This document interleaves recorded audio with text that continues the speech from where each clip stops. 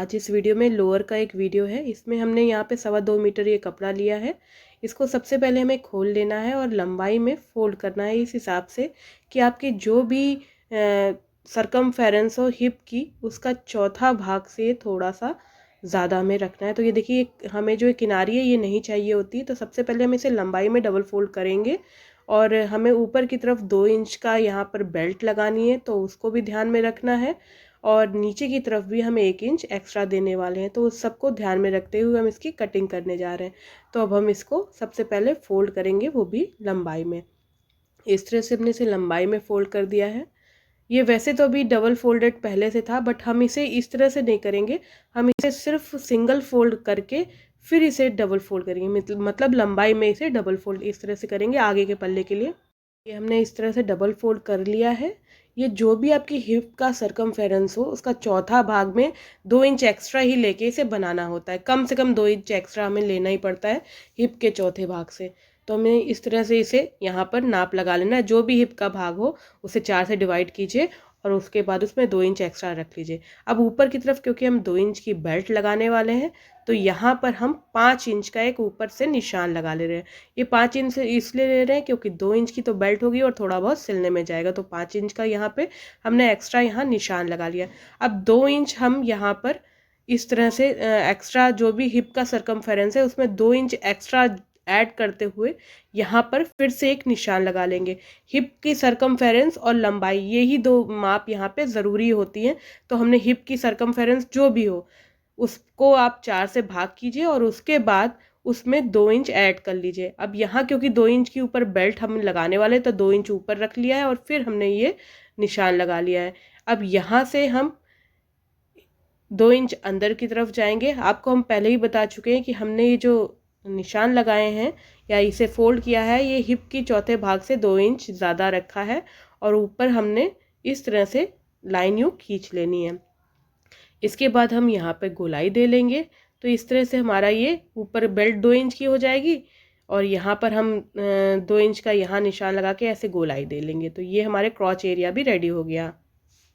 जब हम लंबाई का निशान लगाएंगे तो 2 इंच ऊपर हमने लाइन से रख लिया है अपने इंची टेप को, जो 5 इंच की मार्क थी, और उसके बाद जो भी लंबाई हो उससे 1.5 इंच हम ज़्यादा पे निशान, लंबाई का निशान लग चुका है। यहाँ जो हमने क्रॉच एरिया का निशान था इसका हम मिड पॉइंट निकालेंगे। मिड पॉइंट हो गया। अब इस मिड पॉइंट को हम देख लेंगे कितना है। फिर नीचे भी 6 इंच इधर से आ रहा था तो 6 इंच इधर पे भी मार्क लगा लिया मिड पॉइंट का। इसके बाद ये जो बीच का हमने 6 इंच पे मार्क लगाया है इसके दोनों ओर जो भी आपको पहचे का नाप चाहिए उसका चौथाई भाग दोनों तरफ लगा लेंगे। यानी अगर आपको 6 इंच एक तरफ से चाहिए तो 3-3 इंच बीच के मार्क से लगाना है। और यहाँ पर हम सीधी लाइन करते हुए यहाँ इधर इस साइड में भी एक निशान लगा लेंगे। इस निशान से हम 1 इंच ऊपर भी अभी एक निशान लगाने वाले हैं। ये इस निशान से 1 इंच ऊपर यूँ लगा लिया और फिर हल्की सी गोलाई देते हुए जो हमारा नीचे वाला मार्क है उस तक इसे इस तरह से लेके जाना है। अगर आपके पास शेप पट्टी है तो आप शेप पट्टी यूज़ कर सकते हैं, वरना आप ऐसे करके कर सकते हैं। ये देखिए ये हो गया इस तरह से। अब इधर क्रॉच एरिया के पास से भी जो निशान हमारा मिड पॉइंट से था दूसरी तरफ, वो उसको इस तरह से तिरछा करके मिला लेंगे। निशान लगाने के बाद हम कटिंग करेंगे। तो हम जैसा जैसा हमने निशान लगाया है यहाँ पे लंबाई का पहले निशान यूँ कट कर देंगे। फिर इधर जो हमने बीच के पॉइंट से एक तरफ मार्क लगाया था थोड़ा गोलाई में, उसको कट कर देंगे और पूरा क्रॉच एरिया करते हुए पूरे पीस को मेन फैब्रिक से अलग कर लेंगे। ये हमारे आगे के 2 पैनल्स रेडी हो जाएंगे। इसके बाद हम पीछे के निशान लगाएंगे तो वो आपको दिखाते हैं। कटिंग हम पूरी अच्छे से कर चुके हैं। यहाँ लंबाई का हमने अलग नहीं करना है और बीचों में से इन दोनों पैनल्स को आगे के अलग कर देंगे। आगे के दोनों पल्लों को हम बचे हुए फैब्रिक को डबल फोल्ड करके उसके ऊपर रख देंगे। लेकिन हमने बचा हुए कपड़े को इस तरह से फोल्ड किया है कि आगे के फैब्रिक से ये लगभग 2.5 इंच हमने ज़्यादा ही रखते हुए फोल्ड किया है। ये देखिए लगभग 2 इंच हमने ज़्यादा रखा है। और कन्नी क्योंकि हम ये जो किनारी है उसे निकालने वाले हैं तो वो अलग से निकाल के ये 2 इंच हमें मिल जाएंगे यहाँ। इसके बाद लंबाई तो वैसे ही हमें सब कुछ करना है, लेकिन बस हमें निशान एक साइड से तो सिंपल से जैसे है वैसे ही लगाना है, बट यहाँ पे हम इसको में निशान बढ़ा देंगे। ये देखिएगा अभी हम करते हैं। इसको पूरा ऊपर तक सीधी लाइन कर देंगे। अब क्रॉच हम यहाँ पर ड्रॉ करेंगे, यानी ये कह सकते हैं कि पीछे के पल्ले का क्रॉच हमारा 2 इंच एक्स्ट्रा है आगे के पल्ले से। ये लूजिंग के लिए होता है और इससे फिटिंग भी परफेक्ट सी आती है। तो ये हमने पीछे के हिस्से का भी क्रॉच कर दिया, लंबाई बराबर ही हमें रखनी है यहाँ पर। और ऊपर की जो माप थी उससे हम 2 इंच ज़्यादा ही ऊपर भी हम निशान लगा लेंगे और उसको भी सीधी लाइन कर देंगे। तो पीछे और आगे का पल्ला रेडी है। इस साइड से यानी जो मेरी तरफ साइड है उसमें कोई अंतर नहीं लाएंगे, उसे एज इट इज़ इसके बना लेंगे। बट यहाँ से हम इसका मिड पॉइंट निकाल लेंगे, क्रॉच से नीचे तक का एक मिड पॉइंट हमें मिल जाएगा। इस मिड पॉइंट पे हम 1.5 इंच एक्स्ट्रा रखेंगे पीछे के पल्ले को। ऊपर 2 इंच था, बीच में 1.5 इंच और नीचे की तरफ 1 इंच। तो इस तरह से इन तीनों पॉइंट को फिर हम गोलाई देते हुए मिला लेंगे। ये हमारी ड्राफ्टिंग पूरी हो गई है लगभग। इसको इसी हिसाब से हम पीछे के पल्ले को भी कट कर देंगे और उसके बाद हम स्टिचिंग की ओर चलते हैं। तो हमें इस तरह से बहुत ही सिंपल सा स्टाइल मिल गया है अपने पैजामे का। इसको हम आगे के दोनों पल्ले हटा ले रहे हैं और पीछे की भी कटिंग कर लेंगे जैसा कि हमने अभी निशान लगाया है। तो हमने सबसे पहले के बाद हम जेब की कटिंग करेंगे। तो जेब की कटिंग के लिए हमने सिंपल सा डबल फोल्ड कर लिया है कपड़े को। 7 इंच हम यहाँ पे निशान लगाएंगे खोलने के लिए। तो ये हमने इस तरह से 7 इंच पे, अगर हमें 6 इंच का खोलना है तो उस हिसाब से भी कर सकते हैं, बट हमने यहाँ पे 7 इंच पे एक मार्क कर लिया। और इस साइड से भी हम 7 इंच पे ही मार्क कर लेंगे। हम थोड़ा सा गोल सी बनाएंगे जैसी रेडीमेड आपने देखी होगी। तो ये देखिए 7 इंच के मार्क से इस तरह से यूं गोलाई देते हुए यूं मिला लेना है। तो 4 हमें इस तरह से पल्ले मिल जाएंगे क्योंकि हमारा कपड़ा 4 फोल्डेड हमने लिया था। तो इस तरह से जेब कटना है, 4 हिस्से हो जाएंगे। और ऊपर को भी हम कट कर ले रहे हैं और आप देख पा रहे होंगे कि ऊपर से एक पूरी सीधी पट्टी हमें मिल जा रही है पूरे 2.25 मीटर की। वो हम छोटी करके थोड़ा सा जो इसमें एडजस्टमेंट के लिए एक नारा डालेंगे वो बन जाएगा। तो ये हमारी 4 पीसेस हमारे जेब के बन जाएंगे। अब ये हमारी सारी कटिंग हो चुकी है। तो सबसे पहले आगे और पीछे के पल्ले के ऊपर जेब का निशान लगा लेंगे। तो 5 इंच का तो मार्क पहले हम फोल्डिंग के लिए लगाएंगे और उसके बाद उसके नीचे 1.5 इंच पर एक मार्क कर लेंगे, यानी हमारा 1.5 इंच नीचे यूं जेब लगानी है। इसी तरह पीछे और आगे दोनों के पल्लों पे हम निशान लगा लेंगे, 5 इंच का एक निशान और उसके बाद ऊपर से 1.5 इंच पर एक निशान यहाँ पर जेब के लिए। इस तरह से हमारे 7 इंच पे एक नीचे भी निशान लगा लिया। निशाने पूरे हो गए। अब हम स्टिचिंग की ओर चलेंगे। इसके पहले हम आपको बता चुके हैं जो सीधी स्टिचिंग के लिए सबसे पहले जो सीधी पट्टी हमें मिली थी इसको हम अपने हिसाब से कम ज़्यादा करके यूँ डबल फोल्ड करके हम एक नारा बना लेंगे जो कि एडजस्टमेंट के लिए हम यूज़ करने वाले हैं। तो इस तरह से हमने इसे फोल्ड किया हुआ है। आप इसे कम नारा बना ले रहे हैं, पूरा ये लंबाई में पूरा लंबा सा हो जाएगा। आप इसे छोटा बड़ा कर सकते हैं। बहुत आराम से ये नारा बन गया। आप इसे तो ये नारा बनने के बाद हम क्रॉच एरिया जोड़ेंगे। आगे के पल्ले पे आगे के पल्ले का क्रॉच जोड़ेंगे और पीछे पे पीछे का। तो क्रॉच की तो आपने देखा ही, ये गोलाई दी हुई है। तो सबसे पहले हमने पीछे के पल्ले का ये क्रॉच जोड़ रहे हैं। यहाँ पे बहुत ज़्यादा मार्जिन देने की ज़रूरत नहीं होती है क्योंकि अगर आप ज़्यादा मार्जिन देंगे तो झोल जैसा दिखेगा। तो ये हमने इसको इस गोलाई में सिल लिया। इसमें हम डबल सिलाई देंगे। इसी तरह हम आगे के क्रॉच को यूँ डबल सिलाई भी दे लेना है। ये आगे का पल्ला भी हम सिल दे रहे हैं। और अगर आप कपड़े के धागे निकलते तो आप साथ में इंटरलॉक भी कर सकते हैं। तो इस तरह से हमने यहाँ तो कॉटन कपड़ा लिए है, यहाँ पे इंटरलॉक की ज़रूरत नहीं है। डबल सिलाई हम दे ले रहे हैं। जेब की सिलाई करेंगे, सीधा हिस्सा छोड़ के बाकी गोलाई में सिल लेंगे। जेब की सिलाई देखिए, सीधा हिस्सा छोड़ दिया हमने और यहाँ पर हमने उल्टी तरफ से ये गोलाई देते हुए हमने दोनों जेबों को इस तरह से सिलना है। अभी हम आपको एक सिल के दिखा रहे हैं, आप दूसरी भी ऐसे ही सिल लीजिएगा। फिर हम यहाँ पे इंटरलॉक भी कर लेंगे क्योंकि ये जेब का हिस्सा हमारा उल्टा। अब इसके बाद हमने जो ये निशान यहाँ पे लगाया था, ये देखिए लगभग 5 इंच प्लस 1.5 इंच यानी 6.5 इंच पे निशान लगाया था। सीधी तरफ हम ये जेब को उल्टा रख के हम इसमें सिलने वाले हैं, यानी सॉरी सीधा करके अभी सिलेंगे। तो ये देखिए सीधी तरफ है हमारे पैजामे की और हमने 6.5 पे निशान लगाया है। अब जेब को यहाँ पे टाकना है, पर कैसे टाकना है इसको आप ध्यान दीजिएगा, ये बहुत ही इम्पॉर्टेंट है। हम इसे पहले अपनी जेब को सीधा टर्न कर लिया है। ये देखिए ये हमारा सीधा हिस्सा है हमारे पैजामे का और ये हमारी जेब हमने सीधी टर्न कर ली है, ये देखिए।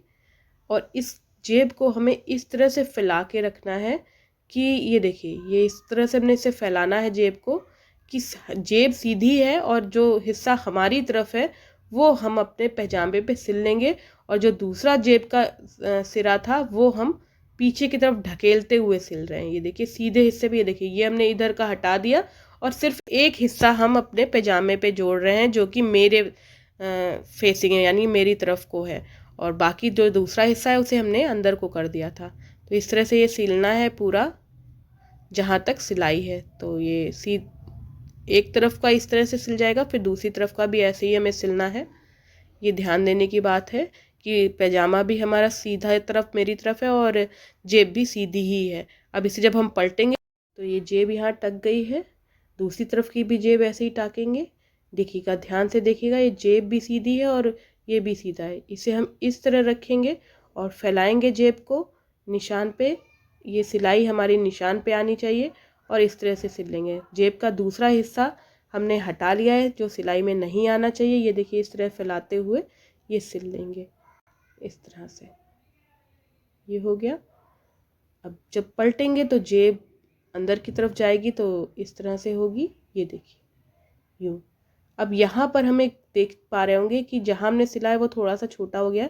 इस पे अब हम यहाँ पे दाब सिलाई दे लेंगे जिससे कि जेब की किनारी सही हो जाएगी। ये हो गई हमारी दाब सिलाई, हम यहाँ दे ले रहे हैं। तो ये हमने जेब टाक लिए। अब जेब को हम सीधे करके आगे के पल्ले पे पीछे के पल्ले को जोड़ेंगे, यानी हम फ्रंट पीस पे बैक पीस को जोड़ रहे हैं और जेब पे विशेष ध्यान देना है, वो अभी हम आपको दिखाते हैं। ये देखिए फ्रंट पे बैक जोड़ रहा है। अब देखिए जेब का जो एक हिस्सा था, यानी जिस पे हमने डबल फोल्ड यानी प्रेशर स्टिच दे रखी थी, उसे हमने अंदर को कर दिया, और जो दूसरा खुला हिस्सा है जिस पे अभी स्टिचिंग नहीं हुई थी उस पे हमने ये जोड़ दिया। और इस तरह से करते हुए हमें आगे और पीछे के हिस्सों को आपस में जोड़ना है। दोनों ही साइड से साइड फिटिंग दे रहे हैं हम, ये आप समझ लें। ये साइड फिटिंग ऐसे ही चलती हुई नीचे तक जाएगी। ये देखिए जब आप देखेंगे तो जेब परफेक्ट ही आएगी यहाँ पर। ये देखिए ये जेब आ रही है ये इस तरह से। अब ये हमने देखिए दोनों जेबें रेडी कर ली हैं। अब नीचे का जो हिस्सा है, नीचे के हिस्से को हम डबल फोल्ड कर देंगे। ये देखिए नीचे का पहचा है हमारा, इसे हमने इस तरह से फोल्ड करना है और एक सिलाई दे लेनी है साइड से। ये नीचे की सिलाई इस तरह से दे रहे हैं। इसके बाद अपने पैजामे को ये बीचों बीच की जो सिलाई होएगी वो दे लेंगे। ये पूरा सिलने के बाद हमारे पहचे में जो दोनों ये हो जाएंगे, फिर हम बीच की सिलाई भी दे देंगे पैजामे को इस तरह से फोल्ड करके। मोड़ने के बाद हमने बीच वाली सिलाई भी दे दी। उसके बाद हम ये इलास्टिक लेंगे। ये कमर की नाप से हमारी 10 इंच छोटी ली है और इसको हम इस तरह से जोड़ देंगे बीचों बीच से, कोई बिना मोड़े हुए इस तरह से। इसके बाद जो ऊपर हमने यहाँ पे एक्स्ट्रा 5 इंच ले रखा था, बीचों बीच में ये निशान है, हमने इलास्टिक इस तरह से रखनी है और उसके बाद कपड़े को इस तरह से डबल फोल्ड करना है कि जो डबल फोल्डेड कपड़ा है ये ऊपर की हम मोड़ रहे हैं इलास्टिक वाला हिस्सा।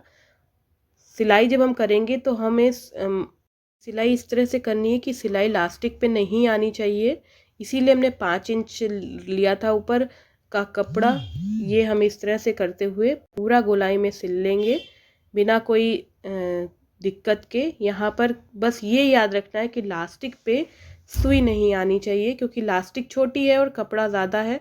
तो जब भी हमारी ये लास्टिक कम होगी तो हम खींच के इसे आगे कर लेंगे और उसके बाद गोलाई में सिल लेंगे। इससे होगा ये लास्टिक कहीं मुड़ेगी नहीं और आपके अच्छे से ये पूरे में ये पड़ जाएगी। तो इस तरह से हमें ये लास्टिक सिलनी है, लेकिन लास्टिक के ऊपर सिलाई नहीं होनी है अभी, वो बाद में होगी। एक बार इस तरह से जब हो जाएगा उसके बाद ये देखिए इलास्टिक छोटी हुई तो हमने खींचा और उसके बाद फिर से हमने उसको सिल लिया। तो इस तरह से हमने पूरे घेरे में ये सिल लिया है, यहाँ लॉक कर दिया है। तो ये इलास्टिक को फिर हम इस तरह से खींच लेंगे जिससे वो इवनली डिस्ट्रीब्यूट हो जाए, और उसके बाद यहाँ पर 2 और सिलाई देंगे। बीच में हम नारा भी डालने, कैसे देंगे वो देखिए आप।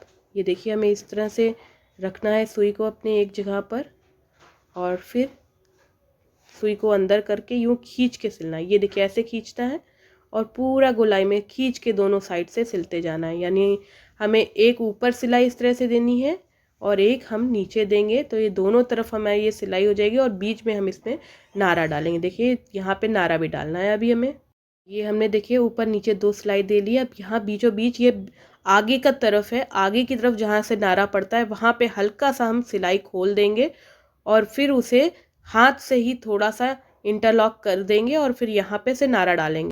हमने हल्का सा खोल लिया है और उसे हाथ से ही थोड़ा सा सिल लिया। अब सेफ्टी पिन की मदद से इस पॉइंट पे, क्योंकि हमने यहाँ पे तो कोई सिलाई करी नहीं, तो आराम से इसमें नारा चला जाएगा। नारे में लास्टिक पे 2 ही सिलाई हैं और सेफ्टी पिन से ये पूरा नारा एक तरफ से लेके दूसरी तरफ तक डालना है। फिर फाइनल लुक दिखाते हैं आपको। फाइनल लुक हमारे पजामे का। अगर आपको ये ट्यूटोरियल अच्छा लगा हो तो इस वीडियो को लाइक शेयर जरूर कीजिएगा और अगर चैनल पे नए हैं तो सब्सक्राइब बटन